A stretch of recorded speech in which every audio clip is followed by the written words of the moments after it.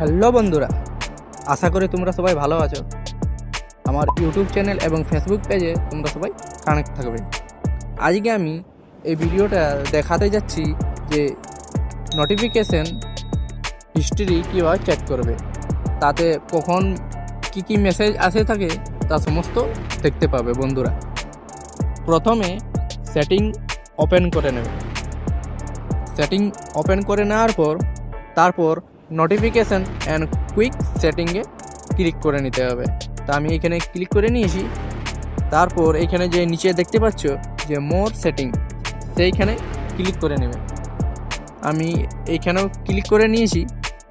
Click করে নেওয়ার পর এইখানে যে নিচে বন্ধুরা দেখতে পাচ্ছ যে নোটিফিকেশান হিস্ট্রি, এই নোটিফিকেশান হিস্ট্রিটা ক্লিক করে নিতে হবে।